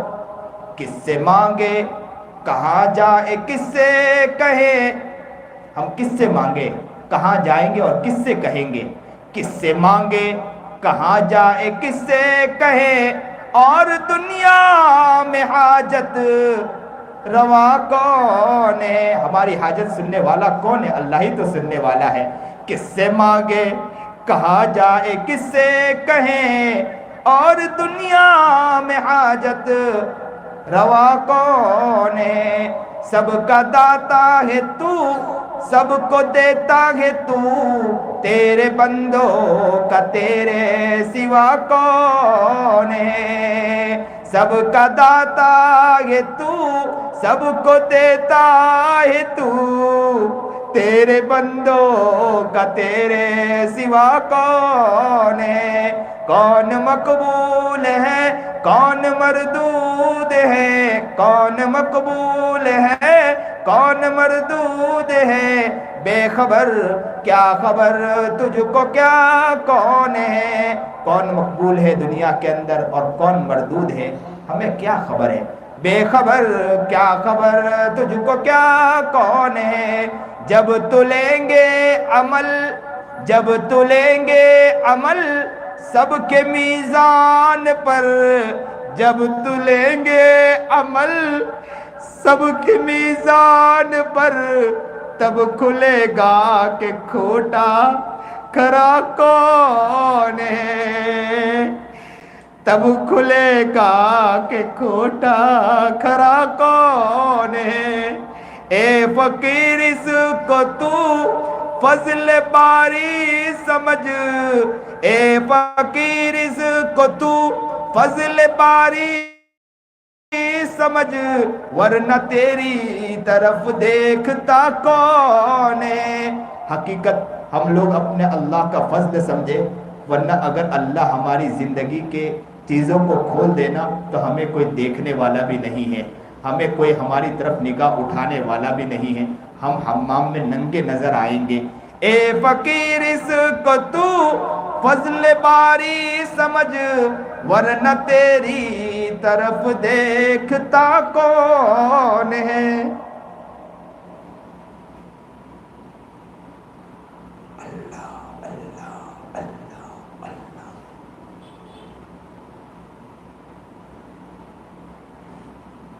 اپنے ہاتھوں کو اٹھا لے, آج رو رو کر اللہ کو منا لے. رونا نہ آئے تو رونے والی آواز بنا لے. اللہ کو رونے والا بندہ بہت پیارا لگتا ہے. بچہ جب روتے روتے ماں کے پاس جاتا ہے تو بچہ ماں کے رونے, بچے کا رونا ماں کو برداشت نہیں ہوتا. رونے کو دیکھ کر بھی بچے کے رونے کو دیکھ کر بھی ماں رحم کھا لیا کرتی ہے. ہاتھوں کو اٹھا لے. سبحان ربی العلی الاعلی الوہاب, الحمدللہ رب العالمین, اللہم صلی علی سیدنا محمد وعلی آل سیدنا محمد وبارک وسلم. لا الہ الا انت سبحانک انی کنت من الظالمین. اللہم انک ملیک مقتدر ما تشاء من امر یکن. اللہم ربنا اللہم ربنا اللہم ربنا اللہم ربنا اللہم ربنا اللہم ربنا ظلمنا انفسنا ظلمنا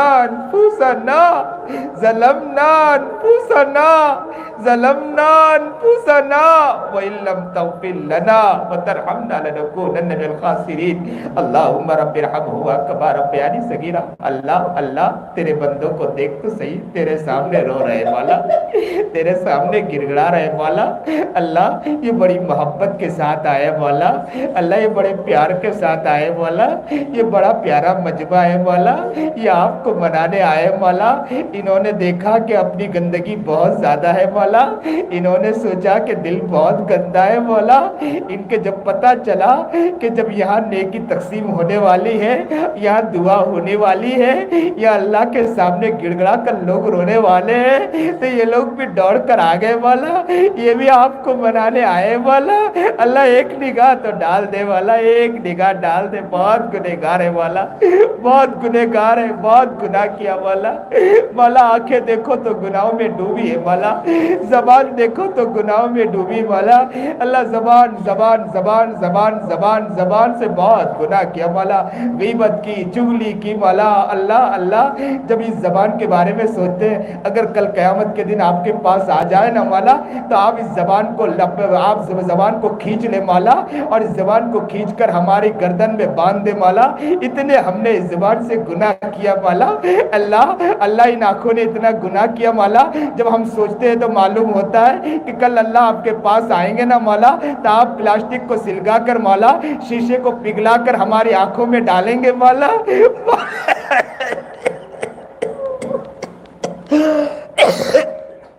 اللہ اس کان کے بارے میں سوچتے ہیں مولا, کہ جب کان اتنا اس کان سے گناہ سنا ہے مولا, اتنا سنا مولا, اتنا جھوٹ سنا ہے مولا, کہ اللہ آپ کے پاس آئے نا مولا, تو آپ کے پاس آئے تو آپ یا اللہ شیشے کو پگھلا کر اس کان میں ڈالیں گے مولا.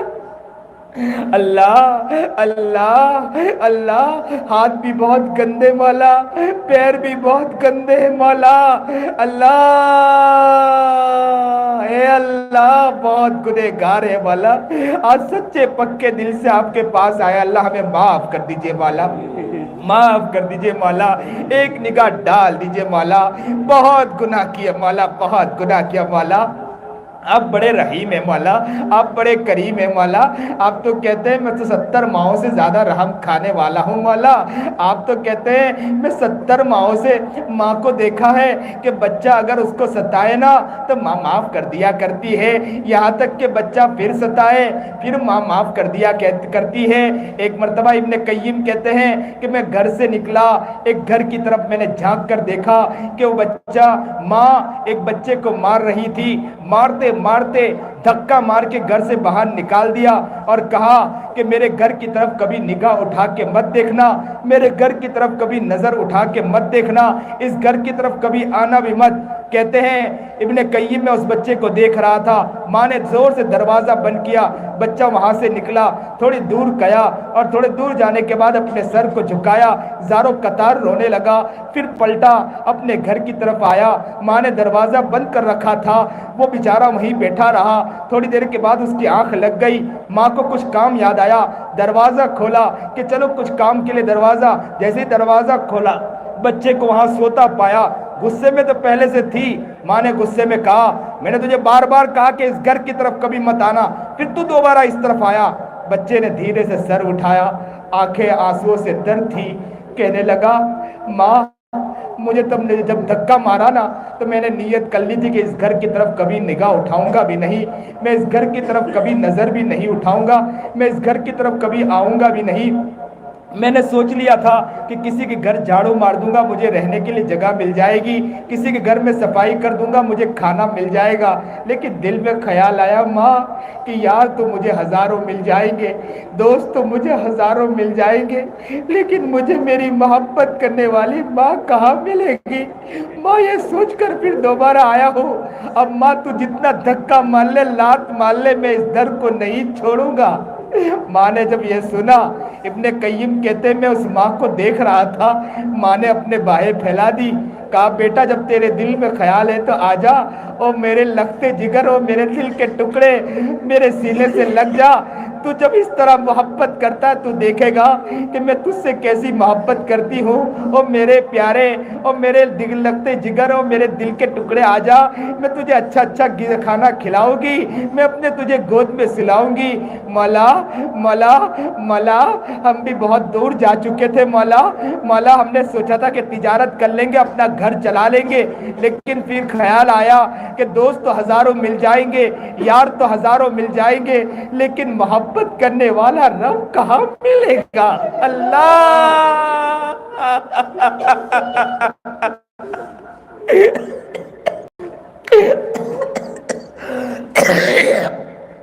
اللہ آپ کی طرف دوبارہ آ چکے والا، اللہ نادم و شرمندہ ہے والا، نادم و شرمندہ، ایک نگاہ ڈال دے والا، ایک نگاہ ڈال، بہت گناہ کیا والا، بہت گناہ کیا والا۔ اللہ بدن کا ایک ایک عضو اگر مولا ہم نے کل قیامت کے دن سنا ہے، آپ ہر بدن کے اللہ زبان کو لوک مار دیں گے، ہاتھ گواہی دیں گے کہ ہاں اس نے گناہ کیا تھا، پیر گواہی دیں گے ہاں اسی نے مجھے لے کر چلا تھا گناہ کے لیے، آنکھ گواہی دیں گے ہاں بہت لڑکیوں کو تاڑا تھا اسی نے، زبان گواہی دیں گے بہت لفظی کی، پیچھے بیٹھ کر بہت جھوٹ بولا اس نے، بہت مکاری کی اس نے، کان بولے گا مولا ایک ایک عضو ہمارا بولے گا، ہمارا کوئی نہیں ہوگا وہاں مولا۔ اللہ ہمیں معاف کر دے والا، معاف کر دے والا، اس مجمع کی طرف ایک نگاہ ڈال دے مولا۔ مولا اگر اتنا مجمع روتا ہونا مولا کسی کے پاس چلا جائے اسے بھی رحم آ جاتا ہے، آپ تو 70 ماہوں سے زیادہ رحم کھانے والے، آپ بھی پیار سے کہہ رہے ہوں گے فرشتوں کو دیکھو میرے بندے رو رہے ہیں، میرے سامنے مانگ رہے ہیں، میرے سامنے تڑپ رہے ہیں، میرے سامنے مچل رہے ہیں، جاؤ فرشتوں نے معاف کر دو۔ اللہ ہمیں معاف کر دیجئے مولا، ہمارے گناہوں کو معاف فرما دیجئے مولا، ہمارے خطاؤں کو معاف فرما دیجئے مولا، اللہ ہماری ہر غلطیوں کو معاف کر دیجئے مولا، ہماری ہر مکاریوں کو معاف کر دیجئے مولا، غیبت چغلی حسد بغض ریاکاری جھوٹ دغابازی دھوکہ فریب بدماشی، اللہ بندے کا اگر حقوق ہے مولا، کسی بندے کو ہم نے ناراض کیا ہے مولا، اللہ آپ کسی کے اللہ اللہ کسی کا حق معاف نہیں کرتے ہیں مولا، لیکن مولا ہم میں وہ طاقت عطا کر دے کہ ہم اس تک پہنچ جائیں اور معافی مانگ لے مولا، اور سامنے والا ہمیں معاف بھی کر دے مولا، تاکہ ہمارا کام نمٹ جائے مولا۔ اللہ وہ طاقت ہمارے اندر ڈال دیجئے مولا، آپ کے لیے مشکل نہیں ہے مولا، آپ کرنا چاہے تو دنیا کی کوئی طاقت آپ کو روک نہیں سکتی مولا۔ اللہ آپ کر دیجئے مولا، کر دیجئے مولا، ہم سامنے والے سے معافی مانگ لے مولا، ہم آپ کے سامنے جواب نہیں دے سکتے مولا، حساب کتاب جب آپ لیں گے مولا ہم حساب کتاب کا جواب نہیں دے سکتے مولا، بہت گناہ کیے مولا، اللہ ہمیں معاف کر دیجئے مولا، اللہ ہمیں اب نیک بنا دیجئے کہ ہماری زندگی اچھی بن جائے، ہماری زندگی پیاری بن جائے، اللہ ہماری زندگی ایسی بنا دیجئے مولا۔ اللہ یہ اس علاقے والوں نے مسجد کی نیت کی ہے مولا، مسجد بنانے کی نیت کی ہے مولا کہ مسجد تعمیر ہو جائے مولا، اللہ اللہ آپ کا گھر بنانا چاہ رہے مولا، آپ طاقت دے دے مولا، آپ ہمت دے دے مولا، اور یہاں عافیت کے ساتھ تعمیر کروا دیجئے مولا، اللہ جگہ بھی عافیت کے ساتھ ملوا دیجئے مولا، اللہ رقم کا انتظام بھی کروا دیجئے مولا، آپ کے خزانے میں کوئی کمی نہیں ہے مولا، آپ تو کہتے بندہ آپ محنت کرو میں عطا کرنے والا ہوں، مولا یہ لوگ محنت کر رہے مولا، یہ لوگ کوشش کر رہے مولا، یہ چاہتے تو اپنے بچوں کے پیچھے لگتے مولا، یہ چاہتے تو اپنے گھر کو بنانے کے پیچھے لگتے مولا، یہ چاہتے تو اپنے بچوں کو سنوارنے کے پیچھے لگتے مولا، یہ چاہتے تو اپنے دکان کو سنوارنے کے پیچھے لگتے مولا، لیکن سب چیز کو چھوڑ چھاڑ کر اللہ آپ کے گھر کو بنانے کی یہ لوگ فکر کر رہے مولا، اللہ اس گھر کی تعمیر کروا دیجئے عافیت کے ساتھ مولا، اللہ انہیں ہمت و طاقت عطا فرما دیجئے مولا، اس بستی والوں کو قبول فرما لیجئے مولا، اللہ ان میں وہ طاقت دے دے کہ یہ کہیں بھی جائے مسجد و مدرسے کی تعمیر کرے مولا، اللہ انہیں یہ ہمت اور طاقت عطا فرما دے، دین کی سربلندی کے لیے محنت کرے، اللہ احقاق حق اور ابطال باطل کی محنت کرے، اللہ اس کے لیے انہیں توفیق عطا فرما دیجئے مولا، اللہ انہیں قبول فرما لیجئے مولا، ہم سب کو قبول فرما لیجئے مولا، ہمیں نیک متقی پرہیزگار بنا دیجئے، جو پریشان حال ان کی پریشانیوں کو دور فرما، جو مصیبت زدہ ان کی مصیبتوں کو دور فرما، جو قرض میں مبتلا خزانہ غیب سے ان کے قرض کو پورا فرما دیجئے مولا، اے اللہ ان حالات میں بہت لوگ قرض میں مبتلا ہے مولا، بیچارے کسی کو منہ بھی دکھا نہیں پاتے ہیں مولا، گھر سے نکلتے ہیں تو گھر میں چھپ کے بیٹھ جاتے ہیں، کہتے ہیں اہلیہ سے میں کیسے گھر سے باہر نکلوں کہ مانگنے والا سامنے آ جاتا ہے، کبھی چہرے کو اپنے تکیے کے نیچے رکھ کر زاروں قطار روتا ہوگا مولا، اے اللہ آپ قرض ادا کرنا چاہے دنیا کی کوئی طاقت آپ کو روک نہیں سکتی مولا، اللہ ان کے قرض کو خزانے غیب سے پورا کر دیجئے مولا، خزانے غیب سے پورا کر دیجئے مولا، اللہ اسلام اور مسلمانوں پر یا اللہ ظلم بہت ہو رہے مولا، اللہ اللہ اللہ ظلم کو روک دیجئے مولا، مسلمانوں پر رحم و کرم کا معاملہ فرما دیجئے مولا، اللہ ظالم کو یا اللہ صحیح سمجھ صحیح شعور عطا فرما دیجئے مولا، ظالم کو ظلم سے روک دیجئے مولا، ظالم کو ہدایت عطا فرما دیجئے مولا، اللہ اللہ ہم کاٹنے اور پیٹنے کی اللہ بد دعا تو نہیں دیتے مولا، ہم یہ دعا کرتے ہیں اللہ تو انہیں ہدایت دے دے مولا، آپ ہدایت دینا چاہے تو آپ کو کوئی روک نہیں سکتا مولا، اللہ اللہ عمر بھی تو ہدایت میں آئے تھے مولا، خالد ابن ولید بھی تو آ گئے تھے مولا، خالد ابن ولید بھی زبردست جنگجو تھے مولا، لیکن اللہ کے رسول نے جب دعا کی تو خالد ابن ولید بھی تو مسلمان ہو گئے مولا، اللہ آپ ہدایت دینا چاہے آپ کے لیے مشکل نہیں ہے مولا، ہم ان لوگوں کے لیے ہدایت کی دعا مانگتے مولا، اللہ آج یہ کرشمہ دکھا دے، اس چھوٹی مسجد میں بیٹھ کر ہم ان کے لیے دعا کرتے مولا، اللہ تو ہدایت دینا چاہے آپ کے لیے کوئی مشکل نہیں ہے، آج ہمارے کھاتے میں اس چیز کو لکھ دے مولا، اللہ انہیں ہدایت دے دیجئے مولا، ہدایت دے دیجئے مولا، ہدایت دے دیجئے مولا، ہدایت دے دیجئے مولا، اس مجمع میں کوئی ایسا شخص ہو جس کی دعا آپ کو بہت پسند ہو، اس کا واسطہ دے کر کہتے ہیں اللہ انہیں ہدایت عطا فرما دیجئے مولا، یا جتنے بھی پریشان حال ان کی پریشانیوں کو دور فرما، مصیبت زدہ مصیبتوں کو دور فرما، یا اللہ کاروبار میں پریشانیوں کو دور فرما، گھر کے اعتبار سے پریشانیوں کو دور فرما، بیوی بچوں کے اعتبار سے پریشانیوں کو دور فرما، کھیت اور کہ اللہ گھر کے اندر کسی اور اعتبار سے پریشانیوں کو دور فرما، یا اللہ کوئی بیمار ہے تو شفائے کاملہ عاجلہ مستقر عطا فرما، کوئی دنیا سے چل بسا ہے تو اللہ ان کی مغفرت فرما، اللہ ان کی مغفرت فرما، جنت میں اعلیٰ درجہ عطا فرما، گھر والوں کو صبر جمیل نصیب فرما، کوئی کام شروع کیا ہے اللہ عافیت کے ساتھ ان کے کام کو مکمل فرما دیجئے، کاروبار کر رہے ہیں تو کاروبار میں عافیت کا معاملہ عطا فرما دیجئے مولا، گھر کا کام لے کر کھڑے ہوئے ہیں تو اللہ گھر کا کام عافیت کے ساتھ مکمل کروا دیجئے مولا،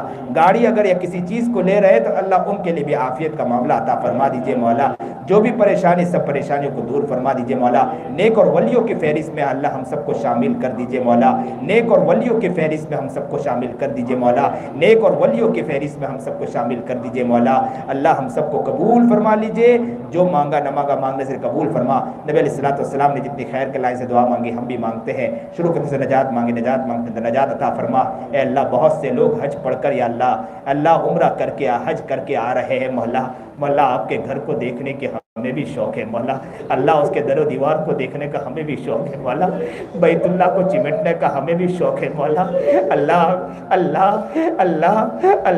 مقام ابراہیم کو چمٹنے کا ہمیں بھی تو شوق ہے مولا، اللہ مدینے کو آپ کے نبی کی زیارت اللہ دیکھنے کا ہمیں بھی تو شوق ہے مولا، وہاں سلامی دینے کا ہمیں بھی تو شوق ہے مولا، کعبۃ اللہ کے اوپر نگاہ ڈالنے کا ہمیں بھی تو شوق ہے مولا، اللہ یہ ہماری امیدیں پوری کر دے والا، اللہ جتنی بھی رقم ہو آپ نہ توفیق ادا کرنا چاہے تو کچھ نہیں ہو سکتا، اور جیب خالی بھی ہو مولا آپ بھیجنا چاہے تو آپ کے لیے کوئی مشکل نہیں ہے مولا، اللہ کعبۃ اللہ دکھا دے والا، کعبۃ اللہ کی زیارت کرا دے والا، وہاں کی در و دیوار دکھا دے مولا، اللہ وہاں تک ہمیں عافیت کے ساتھ پہنچا دیجئے مولا، ہماری ساری دعاؤں کو عافیت کے ساتھ قبول فرما لیجئے مولا، مانگا نہ مانگا مانگنے سے قبول فرما، وصلی اللہ تعالی علی خیر خلق محمد۔